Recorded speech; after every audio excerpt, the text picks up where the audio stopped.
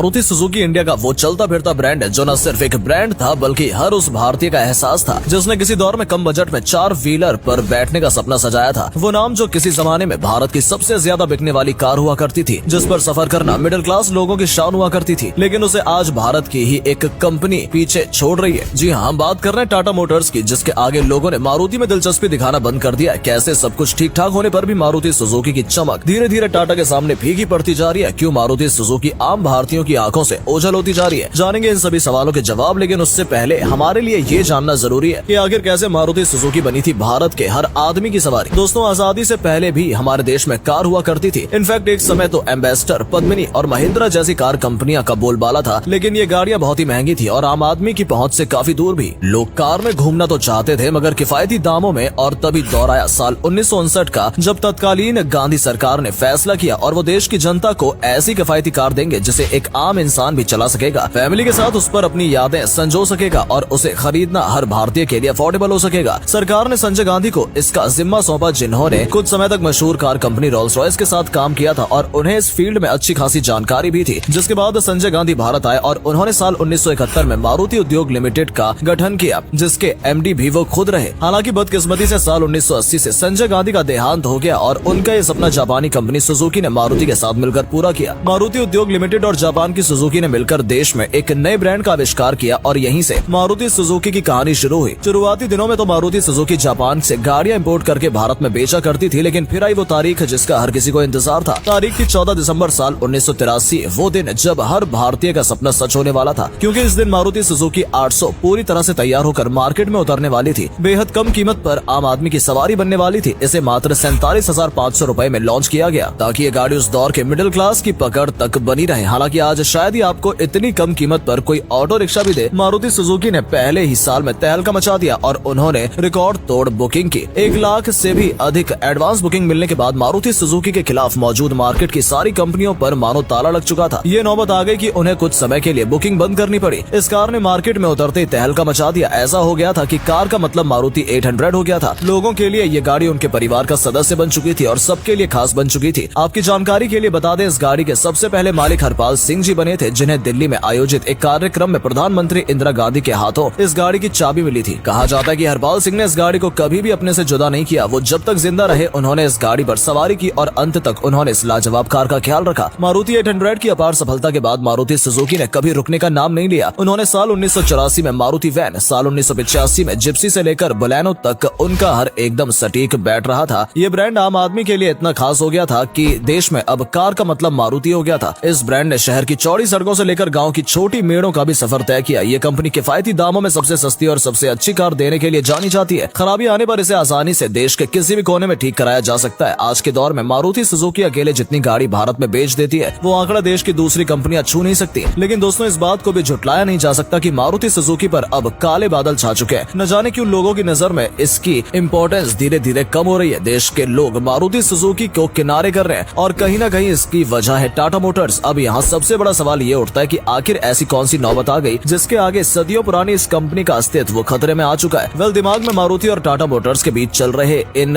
ऊट-पटांग सवालों को जवाब सुनने से पहले आपके लिए ये जानना बेहद जरूरी है कि टाटा मोटर्स की शुरुआत कहाँ से हुई। टाटा मोटर्स का जिक्र होते ही आपके जहन में सबसे पहला नाम आता होगा रतन टाटा, जो कि इस कंपनी के असली कर्ता धर्ता है। ये रतन टाटा ही थे जिन्होंने सबसे पहले साल 1991 में देश की पहली एसयूवी टाटा सिएरा लॉन्च की थी। ये देश की देसी कार कंपनी का सबसे पहला प्रोडक्ट है जिसे लोगों ने खरीदने का तो दम नहीं था, लेकिन देखना हर कोई चाहता था। उसके बाद साल 1994 में टाटा मोटर्स ने लोगों के बीच टाटा सूमो लाई और फिर जब रतन टाटा ने लोगों के बीच टाटा इंडिका को उतारा तो हर कोई उसका दीवाना हो गया। मारुति सुजुकी को किनारे कर दिया जाए तो ये ऐसी पहली कार थी जिसे देश के लोगों ने खूब प्यार दिया। 5 सीटर फैमिली पैक वाली ये लोहा लाठ गाड़ी धीरे धीरे सबकी पसंद बन गई। वेल, रतन टाटा यहाँ पर भी नहीं रुके और उन्होंने उस समय की सबसे पावरफुल गाड़ी टाटा सफारी को लॉन्च किया। इसके बाद साल 2008 में रतन टाटा ने देश के लोगों को वो सौगात दी जिसके लिए हर कोई सालों से आस लगाए बैठा था। उन्होंने बाइक की कीमत पर इंडिया ही नहीं दुनिया की सबसे सस्ती कार टाटा नैनो की पेशकश की। आम भाषा में हम में से कई लोग इसे लखटकिया कार भी कहते हैं, क्योंकि ये सिर्फ 1 लाख में मिल रही थी। हालांकि ये कार पॉपुलर तो काफी हुई, लेकिन वो कमाल न दिखा पाई जिसकी उम्मीद रतन टाटा ने की थी। मगर दोस्तों, वो कहते हैं ना कि इंसान अपनी गलतियों से ही सीखता है। बस रतन टाटा ने भी कुछ ऐसा ही किया और तमाम तकनीकी पहलुओं पर रिसर्च करने के बाद उन्होंने Tata Tiago, Tata Altroz, micro SUV segment में Tata Punch compact SUV segment segment में टाटा नेक्सॉन और एसयूवी सेगमेंट में टाटा हैरियर के साथ टाटा सफारी जैसी कई सारी मॉडल्स को लोगों के दिलों में उतारा। टाटा मोटर्स की इस बढ़ती लोकप्रियता की वजह से आज मारुति सुजुकी का ग्राफ गिरता जा रहा है। आपको बता दें कि आज टाटा मोटर्स न सिर्फ देश की दूसरी बड़ी मैन्युफैक्चरिंग कंपनी बन चुकी है, बल्कि मारुति सुजुकी के मामले में उसकी सेल्स कई गुना बढ़ चुकी है। एक्सपर्ट के मुताबिक वो दिन दूर नहीं जब टाटा मोटर्स का जिक्र भारत के हर शख्स की जुबान पर होगा और उसके सामने मारुति सुजुकी जैसी कई कंपनियां बोनी नजर आएंगी। और ये कमाल आखिर टाटा मोटर्स कैसे करेगी, चलिए उस पर भी थोड़ा गौर फरमा लेते हैं। इलेक्ट्रिक व्हीकल, ये बात तो आप सभी जानते हैं कि भारतीय ग्लोबल वार्मिंग के चलते दुनिया भर की सारी आवाम मॉडर्न इंफ्रास्ट्रक्चर को इको फ्रेंडली बनाने में जुटी हुई है और इसमें सबसे अहम रोल लेती है फ्यूल एफिशिएंसी। पेट्रोल की बढ़ती कीमत और उससे होने वाले पोल्यूशन से बचने के लिए सरकार ने इलेक्ट्रिक व्हीकल पर जोर आजमाइश करना शुरू कर दिया है। इलेक्ट्रिक व्हीकल्स का ज्यादा से ज्यादा यूज हो सके, इसके लिए सरकार लोगों को तरह तरह के ऑफर्स भी दे रही है। एक तरफ जहां मारुति सुजुकी अपने ओल्ड पैटर्न पर चल रही है और अभी तक उसने एक भी इलेक्ट्रिक व्हीकल लॉन्च नहीं किया है, वहीं पर टाटा मोटर्स ने मार्केट में दो शानदार इलेक्ट्रिक कार्स को लॉन्च करके सबको चौंका दिया है। हम बात कर रहे हैं टाटा नेक्सॉन ईवी और टाटा टिगोर ईवी की, जो कि आज भारत में सबसे ज्यादा बिकने वाली इलेक्ट्रिक कारों में से एक है, जिसकी वजह से इलेक्ट्रिक कार बेचने के मामले में टाटा मोटर्स आज भारत में सबसे बड़ी कंपनी बन चुकी है। वहीं बात अगर मारुति सुजुकी की करें तो वो इस मामले में अभी तक कुंभकर्ण की नींद सो रही है और कुछ 2025 तक पहली इलेक्ट्रिक कार बनाने की सोच रही है। पर क्या पता तब तक टाटा मोटर्स इलेक्ट्रिक कार के मामले में पूरा मार्केट कैप्चर कर चुका होगा। सेफ्टी फैक्टर्स, दोस्तों भारत में सबसे ज्यादा सड़क दुर्घटनाएं होती हैं, जिसके लिहाज से आज लोगों के बीच कार की सेफ्टी फीचर्स मार्केट में लोगों की पहली पसंद बन चुकी है। और सेफ्टी के मामले में टाटा मोटर्स कितनी बेहतरीन गाड़ी है ये शायद आपको बताने की जरूरत नहीं है, बस ये समझिए इसी वजह से आज टाटा मोटर्स की बिक्री दिन दोगुनी रात चौगुनी हो चुकी है। सुरक्षा के मामले में टाटा मोटर्स इतनी शानदार गाड़ी है कि उसे global safety rating agency NCAP से 5 स्टार मिले हैं। तो वहीं मारुति सुजुकी की कुछ गाड़ियों को तो एक भी स्टार नहीं मिले। माना जाता है कि सेफ्टी के मामले में मारुति सुजुकी ने अपने कई कस्टमर की जान ली है और सस्ती कार देने की वजह से इस पर ध्यान भी नहीं देती है, जिसके चलते आज कई लोग चंद कम पैसे के चक्कर में अपनी जान हथेली पर रखकर ऐसी कार खरीद लेते हैं। वोकल फॉर लोकल, कोविड के बाद भारत की इकोनॉमी को घोड़े की रफ्तार से दौड़ाने के लिए प्रधानमंत्री नरेंद्र मोदी जी का दिया हुआ वोकल फॉर लोकल का वो स्लोगन तो आपने सुना ही होगा, जहां पर मोदी जी ने देश की जनता को लोकल चीजें खरीदने की गुजारिश की थी ताकि अपनों का भला हो सके। ऐसे में टाटा मोटर्स कहां पीछे रहने वाला था। उसने अपने मॉडल टाटा टियागो को इस कैंपेन से जोड़कर अपनी बिक्री को तेजी से दौड़ा दिया और बस इन्हीं सब वजहों की वजह से वो दिन दूर नहीं जब टाटा मोटर्स मारुति सुजुकी को पीछे छोड़कर देश की सबसे बड़ी ऑटोमोबाइल जायंट बन जाएगी। तो दोस्तों आज के लिए बस इतना ही। अगर आपको ये वीडियो पसंद आई हो तो वीडियो को लाइक और शेयर जरूर करें और जाते जाते हमारे पेज को फॉलो करना बिल्कुल ना भूलें। धन्यवाद।